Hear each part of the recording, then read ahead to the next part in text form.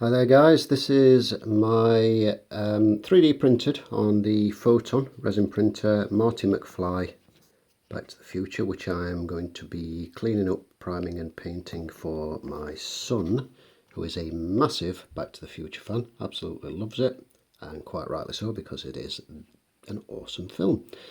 So yeah, this was a free Thingiverse file, I think it was Thingiverse. Possibly my mini factory, it was one or the other, and really nice sculpt and a really straightforward print. The only one that was a little bit awkward was the base because I printed it kind of upside down. There was a reason I did that, but I can't remember what it was off the top of my head, but the rest of it was straightforward to print. It's 3 parts: head, body and with the body warmer, the iconic puffer jacket body warmer thingamabob, the base with the Back to the Future logo on the front and the clock on the back, and those holes there being the vent holes that you can see, and this one had a vent hole there, but I've sort of globbed some resin on that and filled it in a bit. So yep, so next step is primer. This is the bits on the sticks and primed, all in a nice neutral grey, as you can see, and that shows up the detail in the face much more nicely. Really nice sculpt. Some people have got some incredible skill. I mean, these are digitally sculpted. It's just amazing.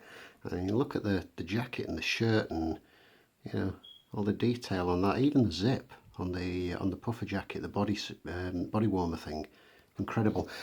Yes, that's the pieces primed. I'll leave that to dry overnight and then I can start on a bit of painting. So there we go.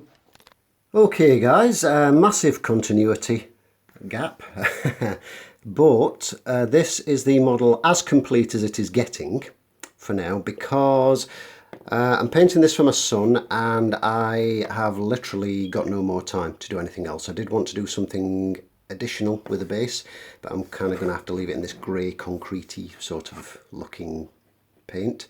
You can see you've got the clock there on the back and the Back to the Future logo on the front, and I've left this loose, so depending on his preference he can sort of twiddle Marty around and have whichever side he wants displaying.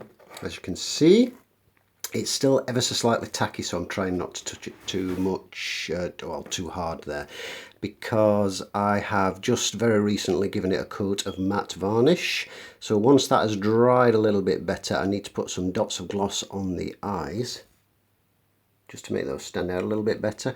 I would have liked to have done a little bit more detail, a few more sort of shadows and highlights on the face, and add some shadows and dry brushing on the body, the jacket, the puffer jacket, the denim jacket and such.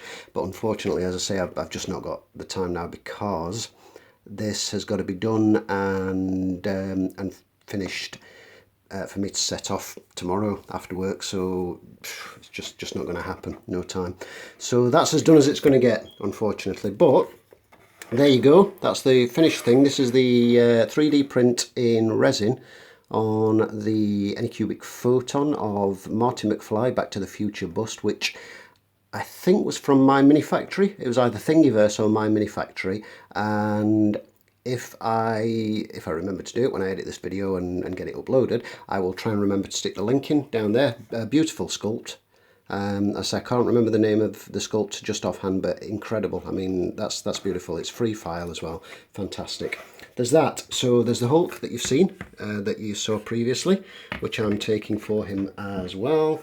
We've got a Batman. I'm Batman.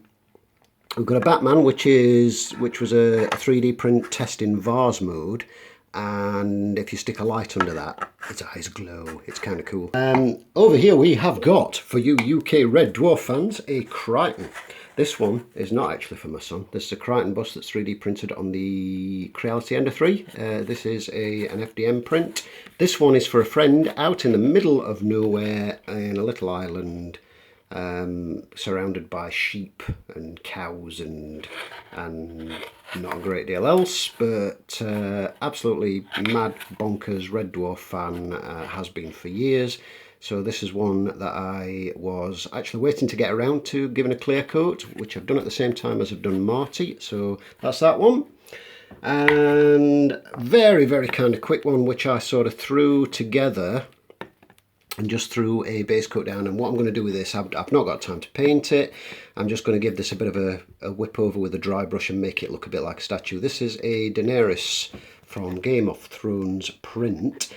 And unfortunately it's not perfect. You can see a crease there on her forehead, and what had happened is underneath, you can't see it now because I've cut it away, but it was flat underneath, and where it was stuck to the print bed it kind of peeled away on the front, so it was stuck firm all the way down to the back, but of course it had a little bit of flex back and forth, and as it got to the very last layers, the head and such, it obviously sort of squished in a little bit. So poor Daenerys has got a bit of a furrowed brow there.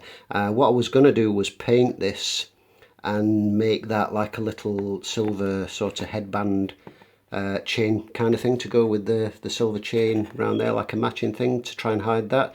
But what I'm going to do instead is just give that a bit of a dry brush, make it look a bit like a statue, and I'm going to print another one and get it painted a bit better.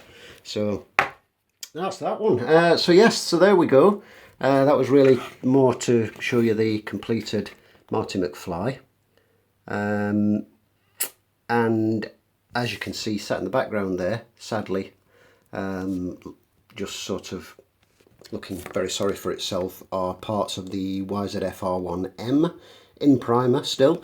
I really must get back to that, but it'll be after my holiday now with my son. So there we go. So hope you like that. Thank you for watching. We'll see you in the next one.